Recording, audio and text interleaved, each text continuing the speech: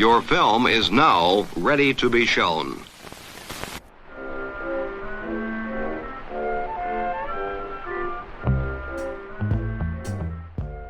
Good morning.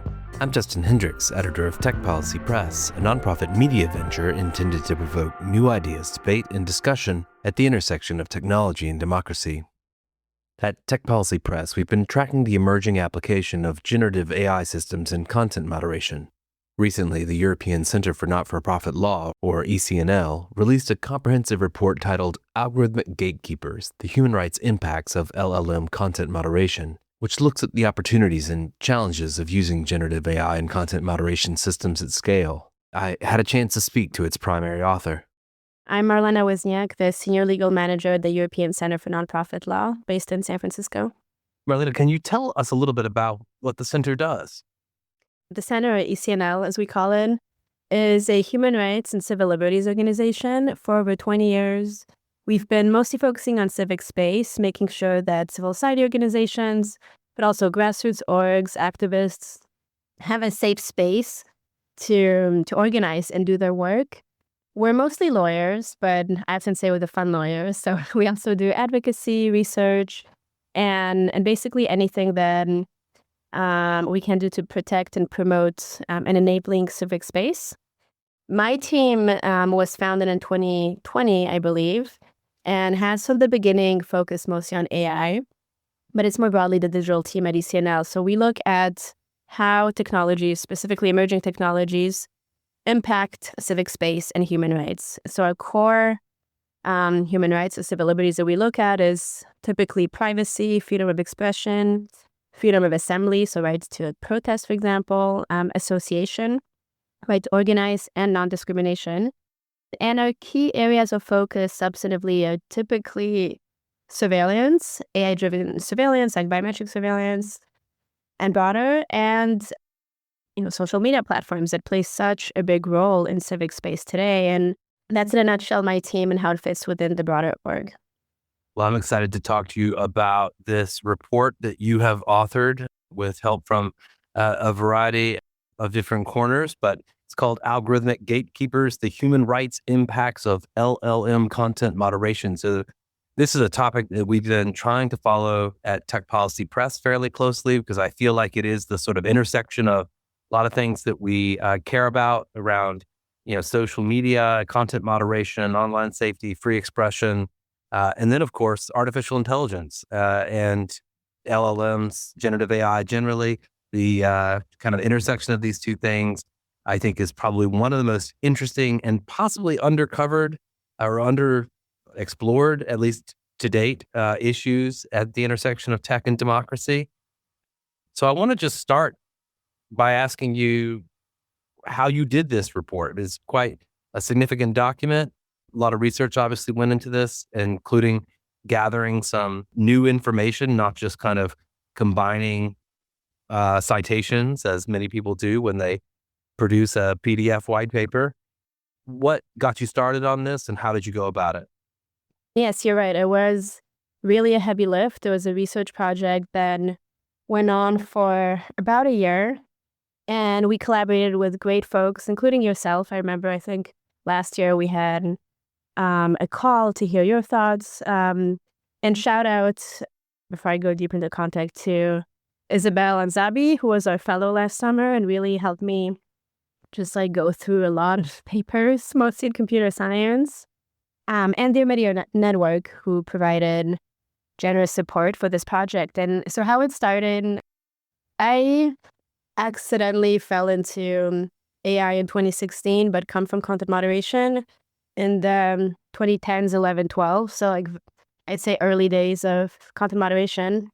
So automated content moderation has always been a big focus of mine. I was also at Twitter at some point, overseeing their content governance and legal department. And living in San Francisco right now, really the big talk on the street is always LLMs and Gen AI more broadly.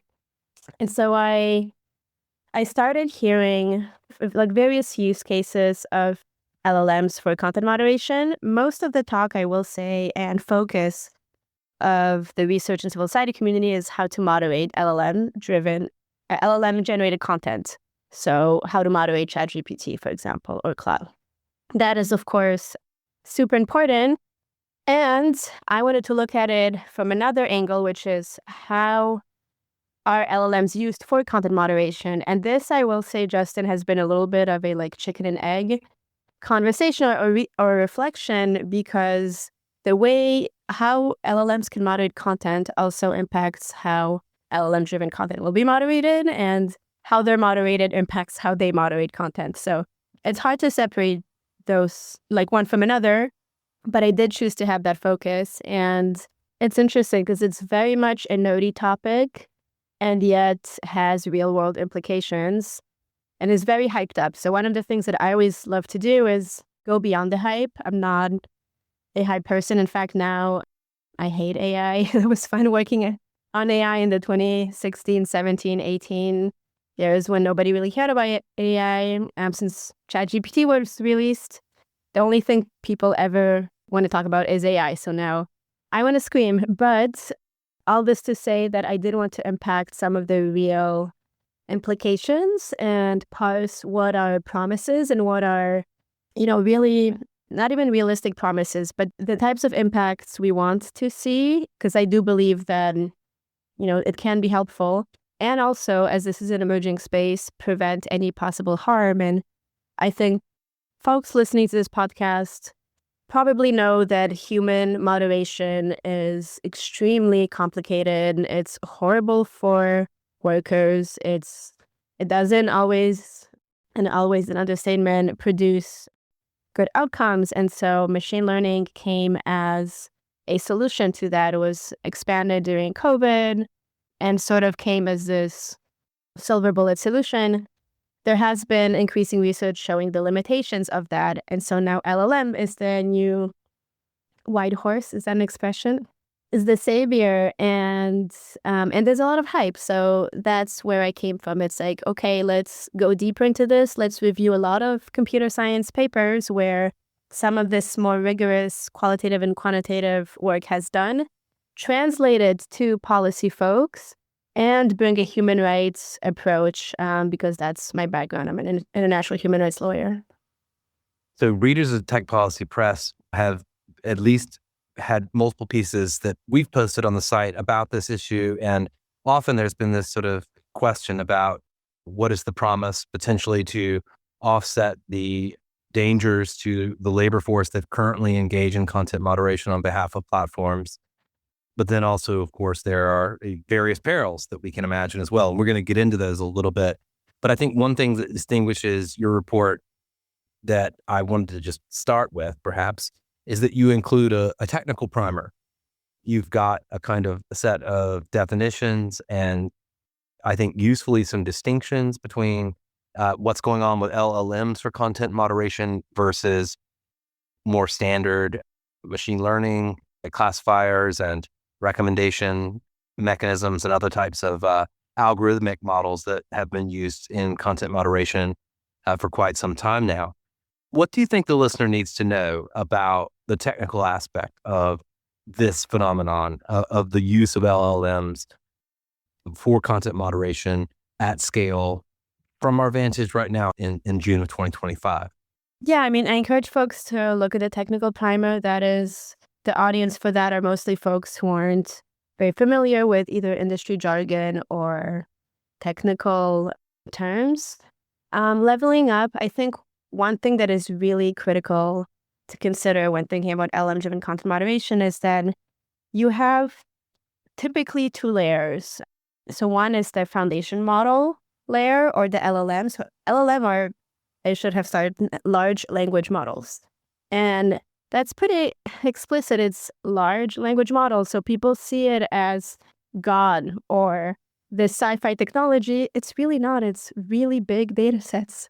And I think we often forget that. So if we think about traditional machine learning, the difference is that this is a larger set, right? And so this has implication, obviously, for privacy and other rights that we can explore later down the line. But one, consider their very, very, very big enormous data sets that require a lot of computing power. And so really, there's only a handful of companies right now building these models. The ones that we looked at in more depth are Llama by Facebook, Meta, ChatGPT, OpenAI, Claude, Anthropic, Gemini, Google. And then right as I was finishing out the report, DeepSeek came out. So there's emerging models as well, but it's still a very small number of foundation models, given how much data and compute they use. And I often say they're really not that technically complicated. They're just bigger, right?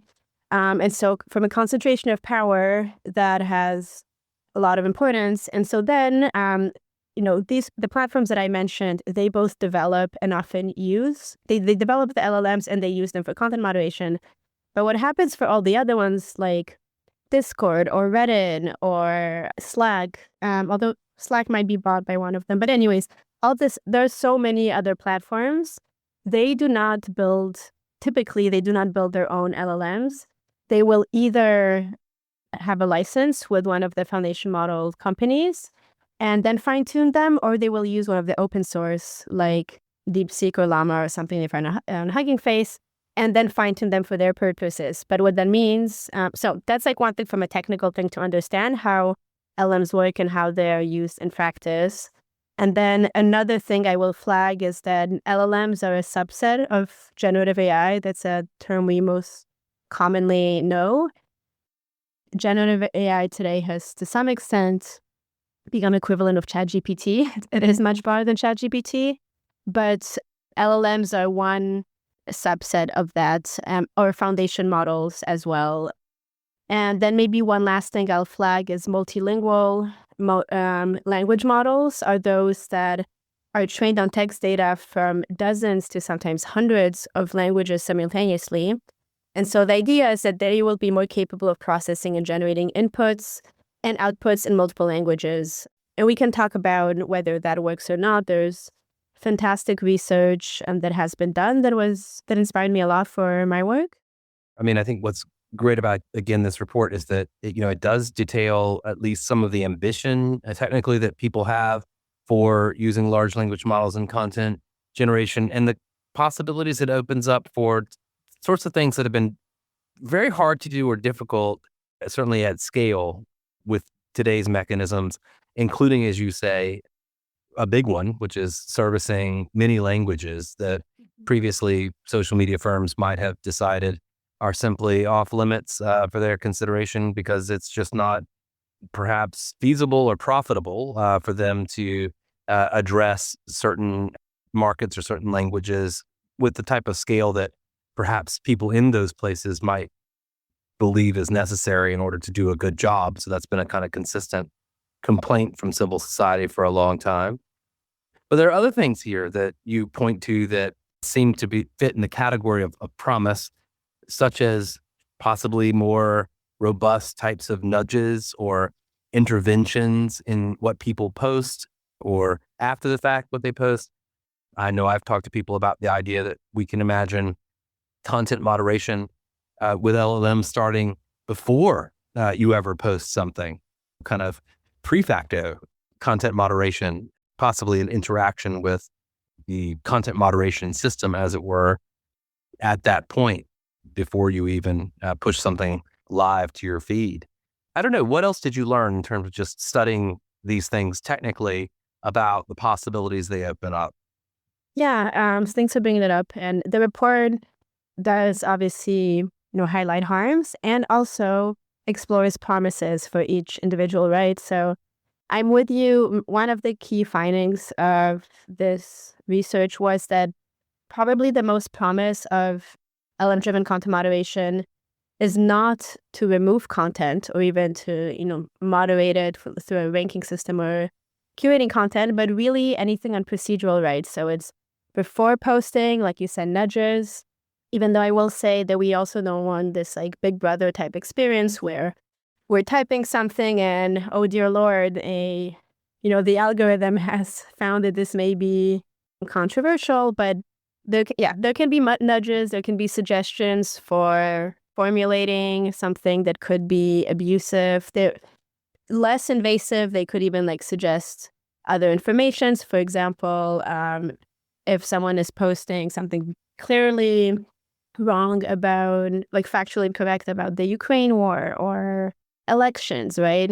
Civic integrity stuff, they could be check out xyz.gov, right? Elections.gov or something. And also on the flip side, appeals and remedy, when a user posts content, they can immediately know that this has been flagged for, especially content that it would be automatically removed. They can get an automated notice that's more personalized, that this content has been flagged for review or has been removed, and give more personalized information about how they can appeal that decision. So there's all this kind of user interaction that I think is pretty cool and exciting. There's also the possibility for user personalized content moderation. So let's say one user really welcomes gore or sensitive content, borderline content that doesn't violate either the policies or the platform's policies or the law. They can adapt and adjust their own moderation, as opposed to someone who really doesn't want to see anything remotely sensitive or related to some topics because of any trauma or just dislike or whatever. That can be helpful. And I'll give a shout out here to Discord, with whom we collaborated for a year on engaging external stakeholders as they develop ML-driven interventions to moderate abuse and harassment on their platform, specifically for teens. And so we really worked with a broad range of stakeholders, including youth and children, which is interesting, in understanding how they would like to see AI-driven intervention. So it wasn't only LLM, it was also traditional machine learning. But yeah, so I think, to sum up, creative uses of LLM for moderating content, and by moderating I mean broadly, is something that I support much more than automated removal, which one of the conclusions of this report is that, at least today, it is still too risky, potentially harmful, and just doesn't ineffective to do that. There will be too many false positives and too many false negatives. Both of those disproportionately falling on already marginalized groups who tend to be, as most folks you probably know, disproportionately silenced by platform and also disproportionately targeted by violative content. So that's one of the main findings of how we can use LLMs safely, is more on the procedural side than actually the content. We'll see how platforms attempt to go about this. I mean, we're already seeing some in the wild examples of uses of LLMs. There's been reporting even this week of Meta's new community notes program using LLMs in certain ways. So, I think there'll be probably as wide a variety of applications of LLMs as there have been of machine learning in content moderation. And we'll just, I suppose, see how it goes. I mean, different platforms, who knows, maybe one or two will err towards creating a AI nanny state, hyper sanitized environment that people may recoil from, or regard as overly censorious or what have you.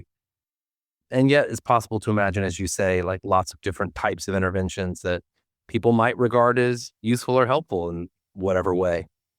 But I want to pause on maybe thinking about the benefits and dig a little more into the potential human rights impacts, because that's where, of course, you spend the bulk of this report concerned with things like privacy, freedom of expression and information and opinion, questions around peaceful assembly and association, non-discrimination, participation. Take us through a couple of those things. When you think about the most significant potential human rights impacts of the deployment of large language model systems in content moderation at scale, what do you think is most prominent? So I'll just highlight some of the most specific to LLMs. One thing to consider is that LLMs often exacerbate and accelerate already existing harms done by traditional machine learning. And traditional ML accelerates and exacerbates harms committed by humans often, right? So I think it's like, the more scale can be good for accuracy and speed, obviously. And it also has, there's another side to that coin. So some of the things you'll find in the report are kind of an LLM-ified analysis of automated content moderation, but I will single out a few really new concerns related to LLMs. And so one of them is kind of coming back to the concentration of power issue that I mentioned before. Any decision that is made at the foundation level, at the foundation model level, unless it is proactively fine-tuned at the deployment level, that will trickle down across platforms. So to give you an example, if Meta decides that pro-Palestinian content is considered violent or terrorist content, and there has been a lot of reporting to show that, then if another platform uses Llama without changing that specifically, any decision that Meta makes at the level of Llama will then trickle down to the other platforms. So that's something to consider from a freedom of expression angle, is generalized censorship if it's false positives, and at the same time, generalized content that should be removed will not be removed if the foundation model does not consider that as harmful. So that is something, that interaction is particularly important because we've never seen that before, and to my knowledge at least. And the dynamics on content moderation, another big thing around freedom of information, for example, is hallucinations. So that is a very stereotypical Gen AI problem. And for folks who don't know what hallucinations are, it's content that is generated by the AI system and that is just made up and wrong. So the weird thing is that it does in a way that seems so confident and so right, and it is just nonsense, right? So it will make up academic papers, or it will make up news articles or any kind of facts. So if platforms use this to moderate mis and disinformation, that will just be inaccurate to begin with. And it's hard sometimes to parse that when you have pretty convincing content. And even if, for example, human moderators would use LLMs or Gen AI to help them moderate content, if they see this really elaborate article about how whatever Trump won the 2020 elections, for example, and they're not familiar with it, that could form the basis of their decisions, and it's just plain wrong. So that's a new harm and risk.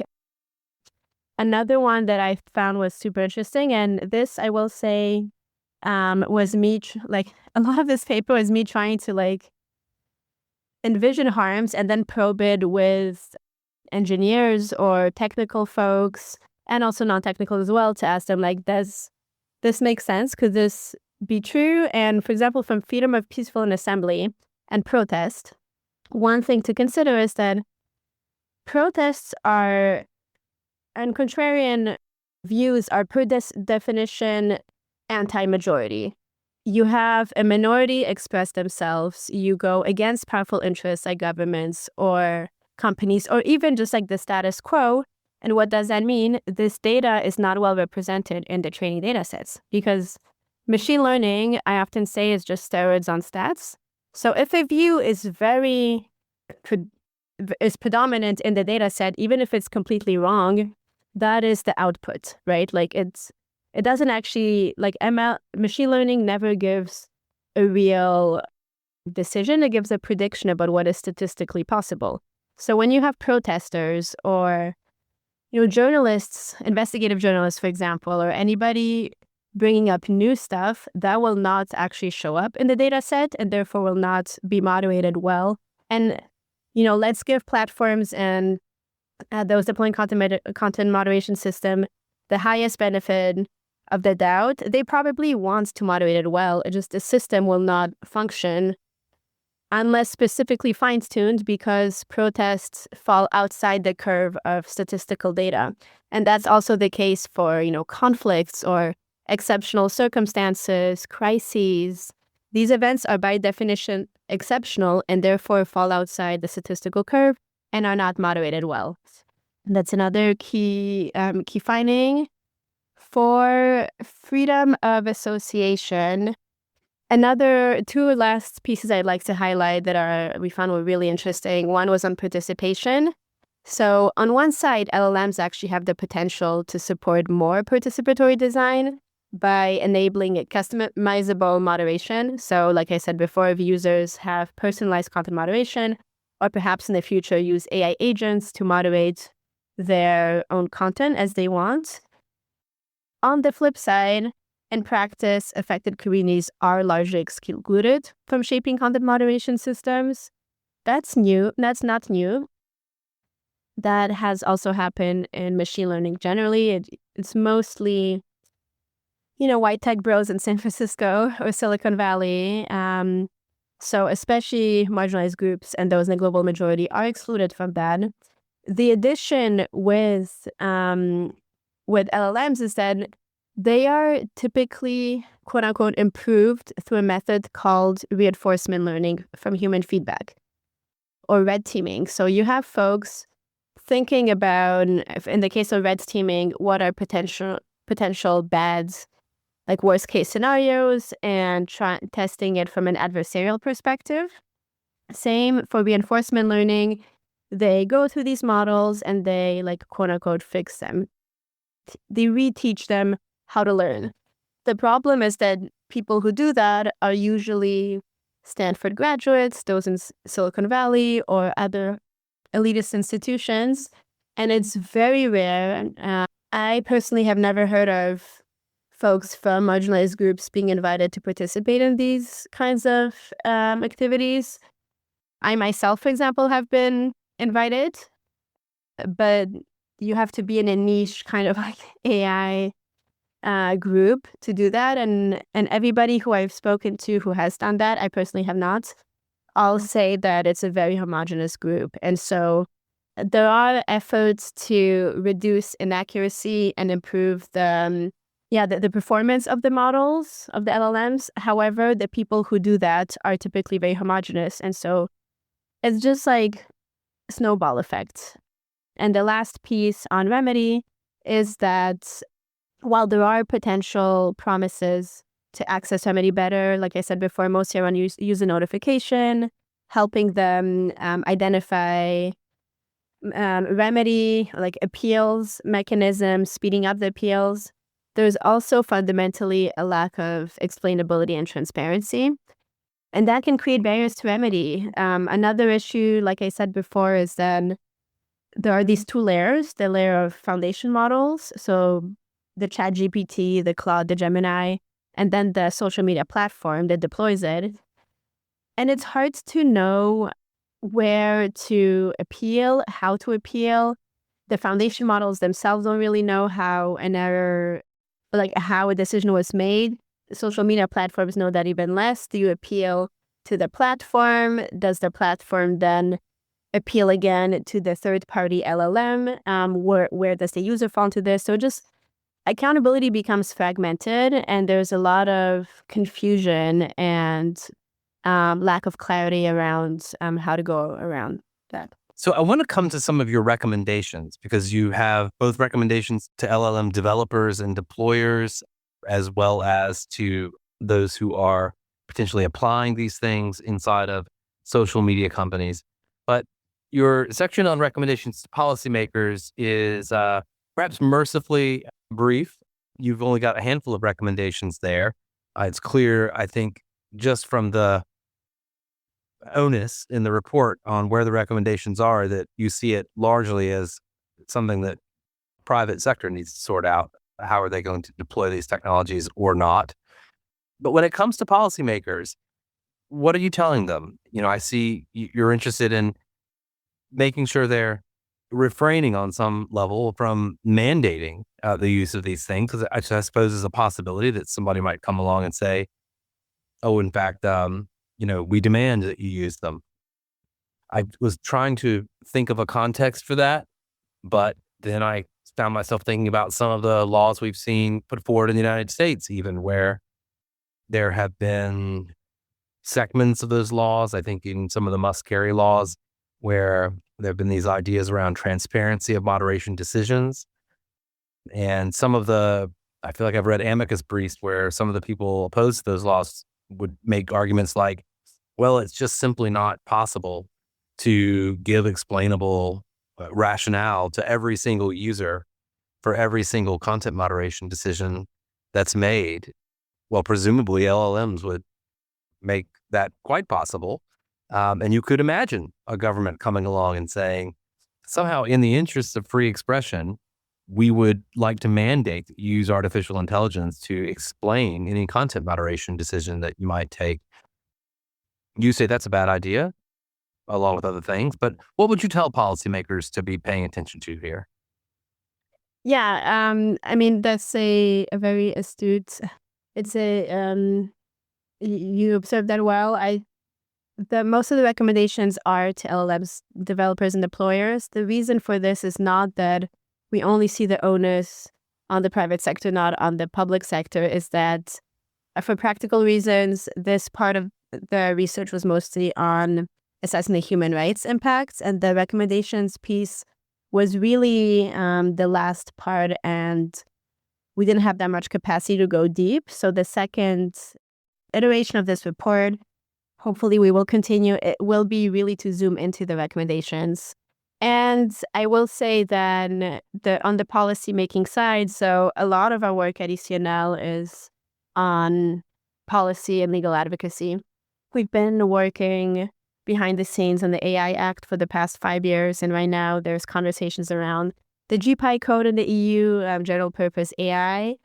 And the reason why I didn't go deep here is that, one, we don't want a specific AI content moderation or LLM moderation law. We have the DSA in Europe.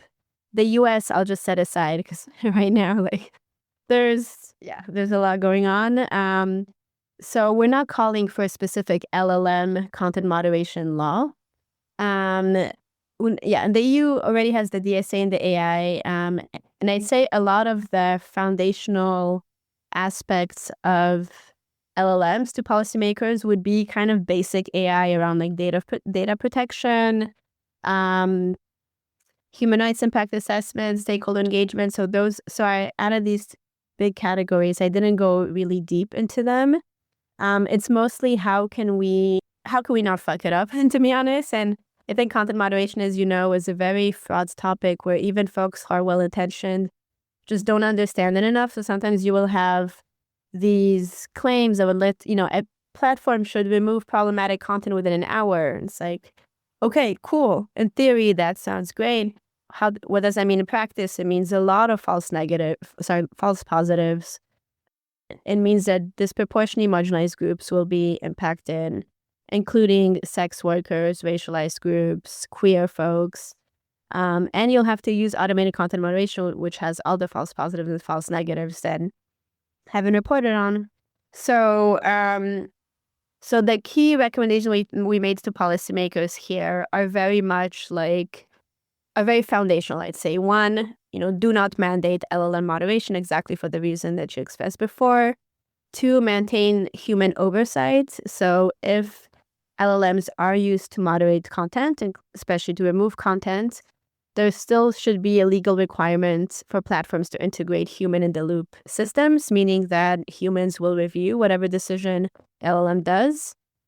Three, kind of broad transparency and accountability metrics and requirements that's very DSA-esque. And I should have said Digital Services Act.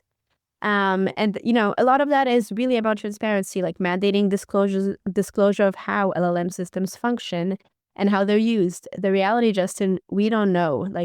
I had several off-the-record calls with platforms. Off-the-record means I couldn't, publish the names.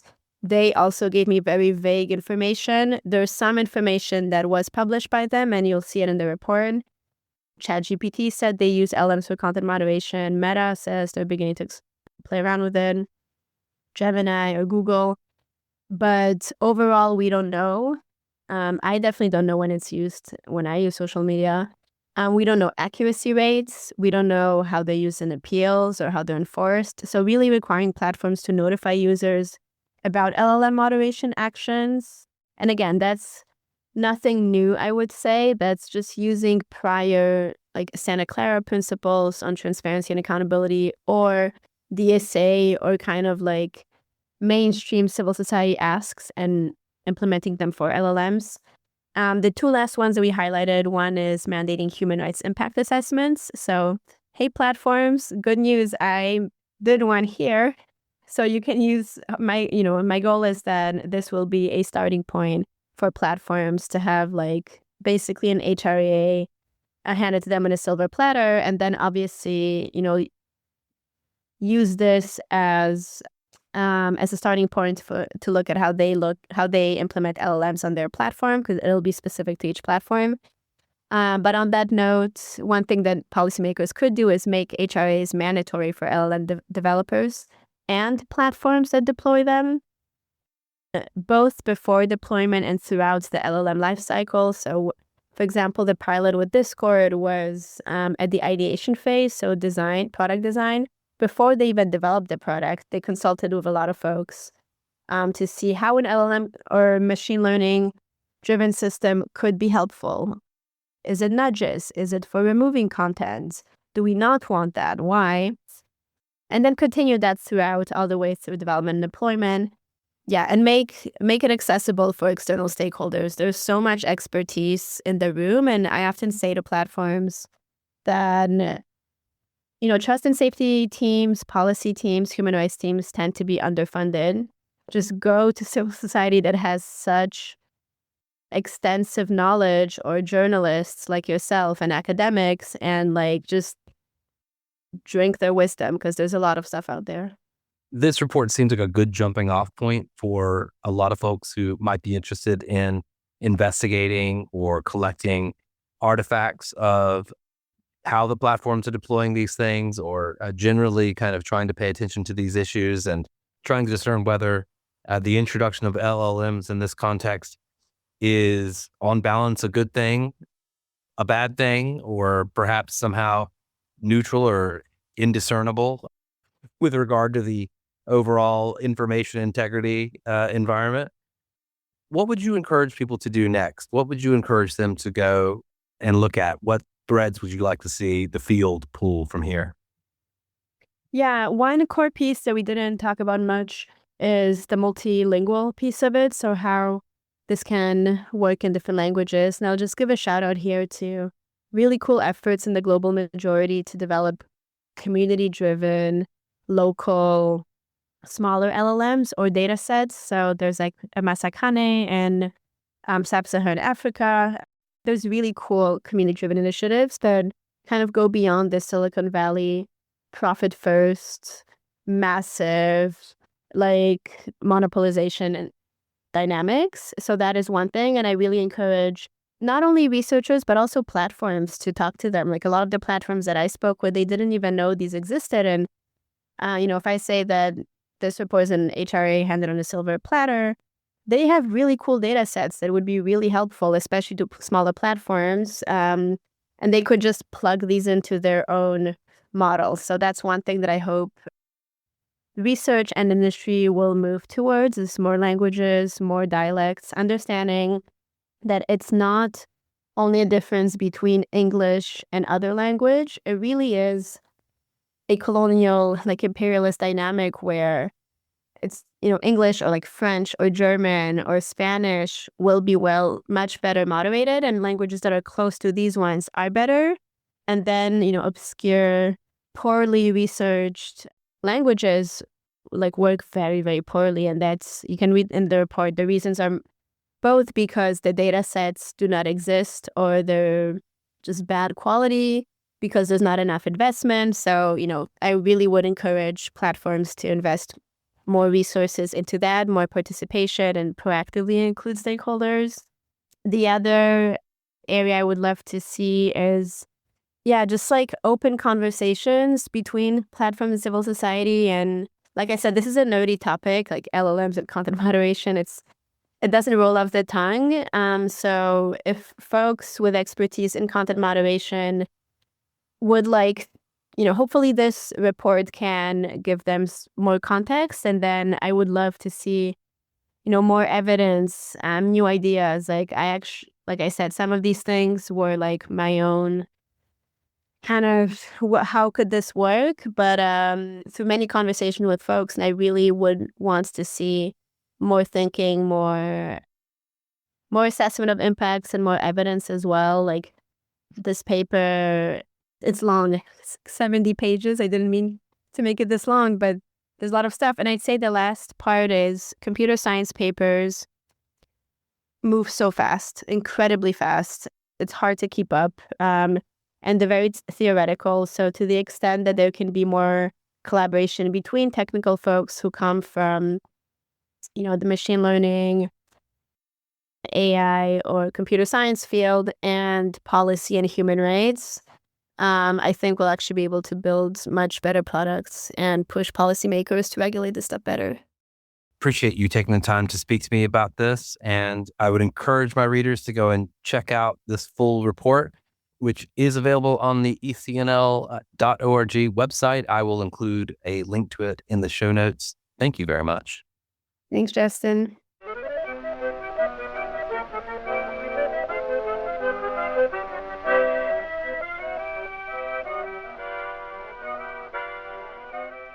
That's it for this episode. I hope you'll send your feedback. You can write to me at justin@techpolicy.press. Thanks to my guest, thanks to my co-founder, Brian Jones, and thank you for listening.